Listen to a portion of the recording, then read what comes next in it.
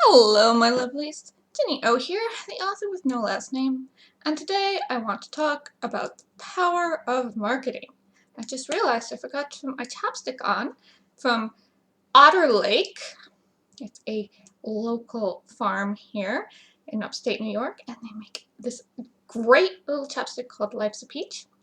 And I just love peach flavored things, so I'm gonna put that on real quick. Sorry. But that's the first time that I've ever done marketing on this channel. They do have a website called otterlakefarm.net if you want to go check them out. But marketing, that's not me for once. Alright, so today we're going to talk about the power of marketing because apparently this is just on my mind today. So a lot of times when I'm out and about or I make friends or whatever, people, and they find out that I studied fashion, they sometimes have this whole thing where they're like, oh, well, fashion advertising doesn't affect me. I don't care about my personal style.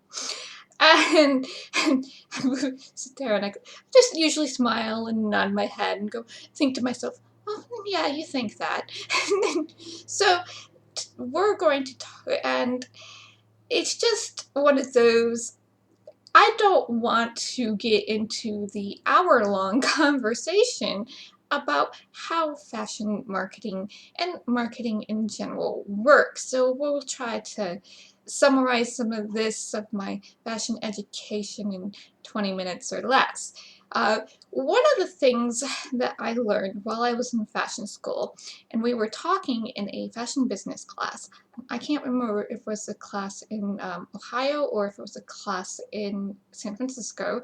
When I was in Ohio, my fashion program was under Family and Health Human Services.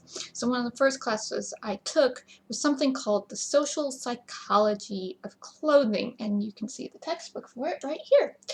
That's this one. And the social psychology of clothing was basically an entire course over where we studied the psychological and sociological and anthropological reasons why people wear clothes. You know, including nudist colonies. It was fun.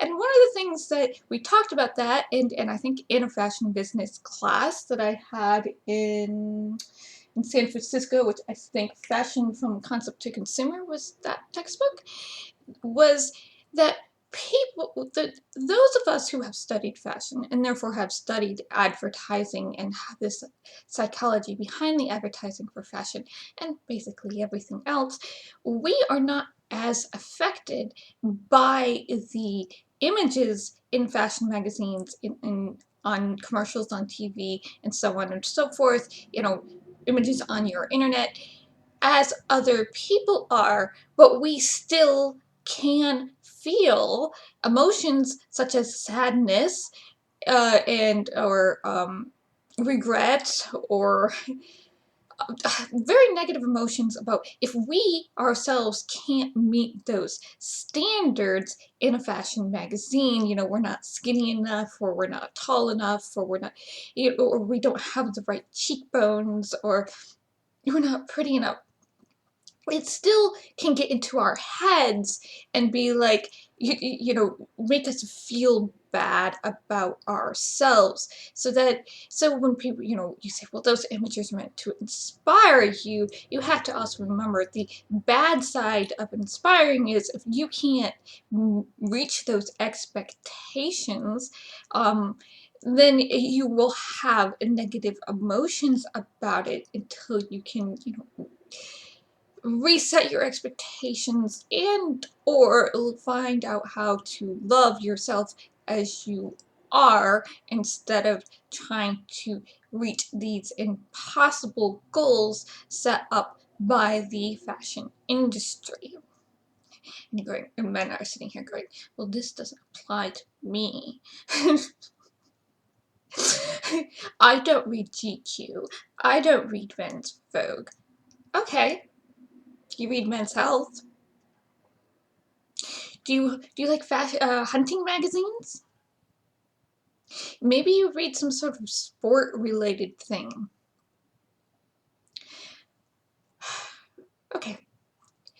The industries, the advertising and fashion industries, and it usually does come all back to fashion, have not spent hundreds of thousands, if not millions of dollars on doing studies, on researching psychology of how people buy clothes and where to put clothes to get people to buy them, and how these group fanish cultures work, and how much we can sell out the licensing, and where do we put these licensed products for people to buy them, for you not to be affected one way or the other by it.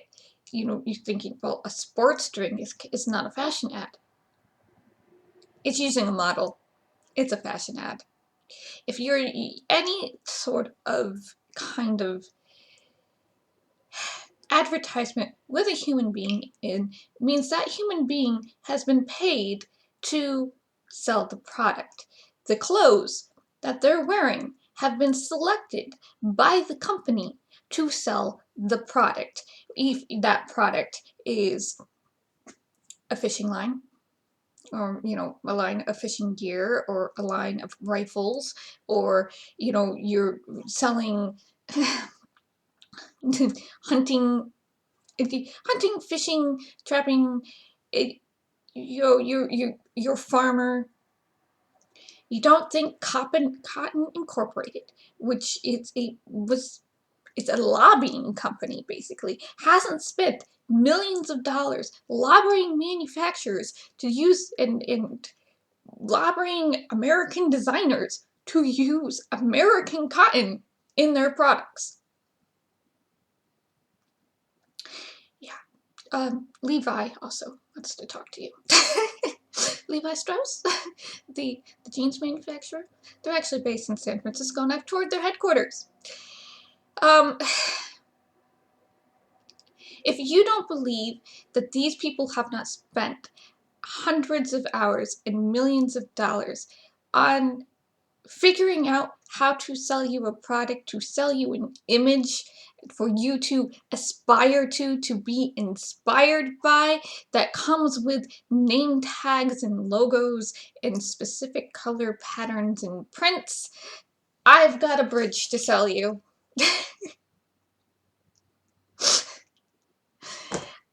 And you're going, well, how do you know about Cotton Incorporated? I know about Cotton Incorporated because I've been to Cotton Incorporated. And I know about this because, okay, in fashion history class, after the World War II, we had this whole society, the Western society, and not so much the Eastern, but the Western society, the United States of America and Europe, they were coming off rationing. And rationing applied to everything, including fabric. And most importantly, it applied to silk fabric, because in World War II, we didn't have nylon ripstop that was treated to be waterproof to make parachutes. Every single parachute in World War II was silk. So while the men were at war, women had to give up silk. Silk dresses, silk stockings, and so the men were at war, and the people back home were going, women still want to wear stockings. We have done advertising, and we have these cultural norms and expectations that to be a lady you have to wear stockings. So they're in their labs trying to come up with a substitute for silk so that women can still wear stockings. By the way, that's why we have nylon. Out of something that could be easily replaced, whether it was a petroleum product or cellulose. I can't remember if nylon, it was a petroleum or cellulose. I'd have to do probably, it's in one of my books. And so after the war ended, all of a sudden the silk growers and the silk manufacturers were like, oh crap, we now have to compete with nylon. oh no, what the hell are we going to do? And we don't have the war effort to be buying yards and yards and yards and yards of silk to create parachutes. So we have to find something else to sell silk and sell silk fast, because little worms, they got to eat those mulberries. Yum, yum, yum, yum, yum, yum, yum, yum. So they approached Christian Dior of the Dior fashion house, and they made him a deal. They told him, we will sell you silk at a discount if you come up with a fashion design that will sell a lot of silk and that will catch on with the rest of your designers. You are a trend leader. So Dior was like, okay, I can do that. And he turns around and he gives you the new look. And the new look was a very fitted blouse with a wasp waist, because you had to wear a girdle with this. You had to have everything properly put in. So it was a wasp waist. It's as tight as you could get it, and without it being corseting. And then this big circle skirt under which you would wear at least one or more petticoats. And that is how he sold a lot and lots of silk in the 1950s for these silk manufacturers.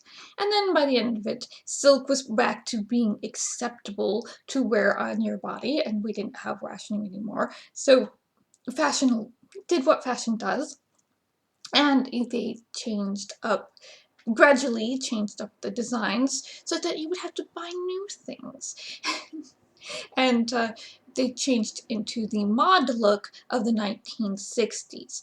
Now that took towards the end of the 1960s, and it was a lot more popular in Hollywood than it was out on the streets, but you get the idea. So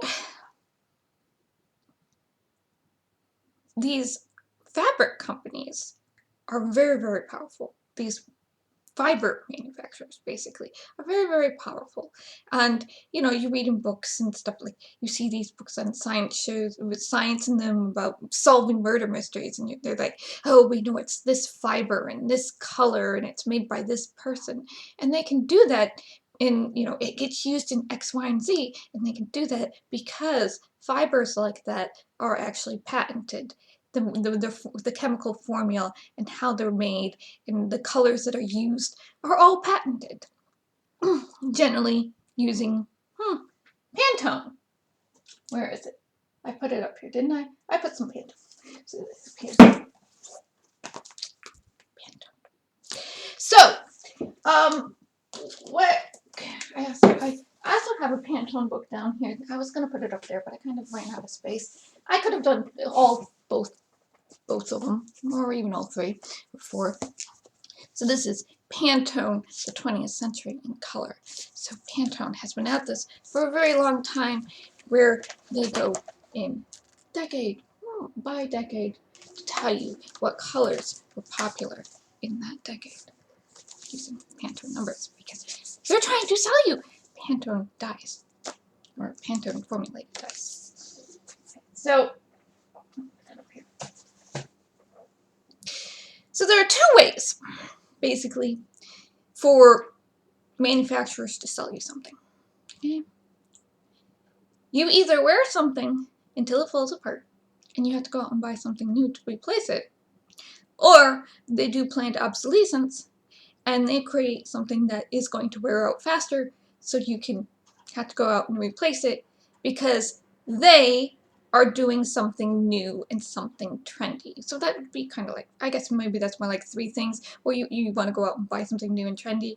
But what's happened is that they've made the clothes so shoddily now that in fabric choices that your clothes are wearing out faster. So you have to go and replace them because something new is out there to buy, to wear, to be in fashion.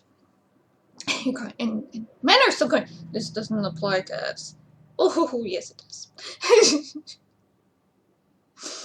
Oh, now, men are lucky, yes, especially in places like jeans, because the jeans, men's weight jeans are actually designed to wear longer. Women are getting the short end of the stick here, so buy your jeans in the men's section, women. Don't be fooled by the women's wear section. The women's wear section, the jeans are like half the weight of men's weight jeans, and they're being sold as the same weight. It's not true at all. Denim is done by weight, by the way. So how, as a guy, how you buy things, you're going, well, I learned about things from my friends. Okay, you go into a store. You and your friends go into a store. I don't care if it's Bass Pro Shop or whatever. And you're going for a certain thing. Maybe you're there for workout clothes. Maybe you're buying your Joe Boxers or your Hanes, or maybe you're there for a camo.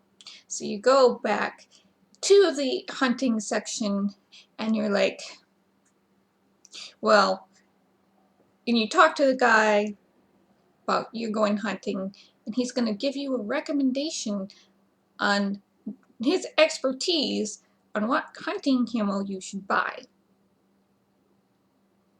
Hopefully it's on sale. Maybe not.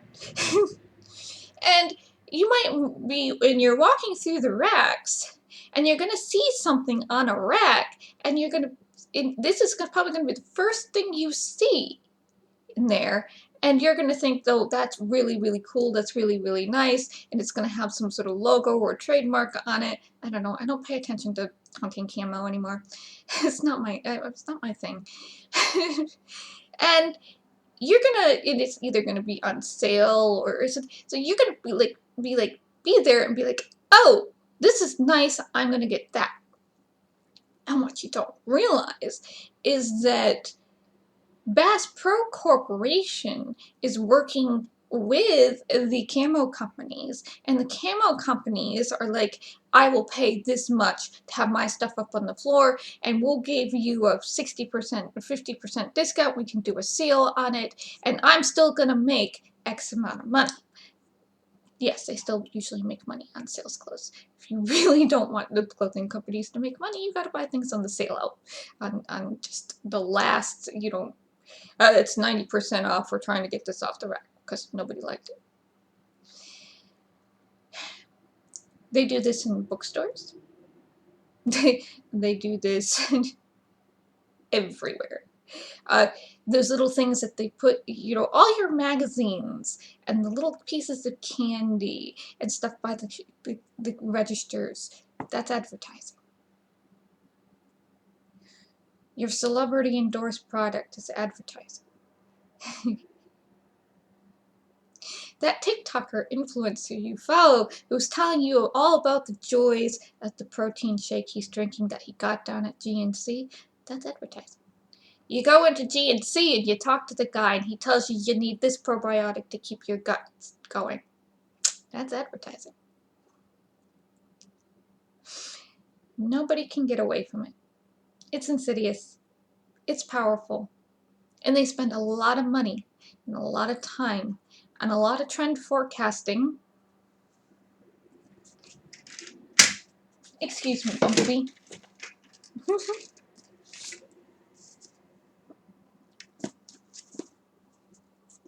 To figure out what product you're going to buy. What's new and upcoming on the streets, what's new in celebrity circles. Trickle up, trickle down, trickle across.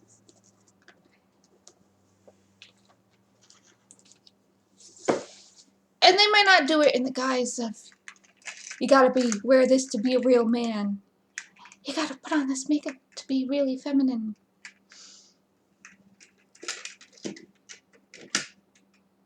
You wanna be trendy? You wanna be healthy? You wanna be rich? You wanna be powerful? You wanna get the girls? It's all a fantasy. That's what they're selling you. A fantasy. That is the bedrock of advertising. And that's how powerful it is. That you will buy into this fantasy and buy these things because it will make you feel good. Serotonin, endorphins. That's all it is. So I spent 20 minutes on this. I don't know if I managed to summarize my 200 plus hours of schooling and research or whatever or not. But that's why marketing is so powerful. They spend a lot of money and a lot of time trying to figure out what fantasies that you want in order to sell something to you, to make you feel good. So, if you have ever wondering why I don't really do cute t-shirts or branded logo stuff on this channel voluntarily, the only thing I'm trying to sell you is my books. Maybe a tutorial later about how to do marketing yourself. It's because I just don't do that anymore. Am I affected by advertising? Yeah, when I see it. You know, I don't see a lot of advertising anymore. I use AdBlock. But am I affected by it? Absolutely. Am I still knowing that it's some sort of fantasy, that there's Photoshop involved, and that, these celebrities have had a lot of, professional makeup and professional tailoring and maybe plastic surgery? Yeah. That's why I have spent a lot of time trying to love myself as I am, to be, content with who I am as a person outside of the clothes I wear, or whether or not I have a significant other, or and I don't put a lot of stock in outside things, because those outside things can go away. The only thing that is permanent is what's inside me, inside my heart, inside my head. That's it. Not that, and my body can be very frustrating at times because, it just doesn't want to work properly. And so I spend a lot more time being frustrated over my health than anything else.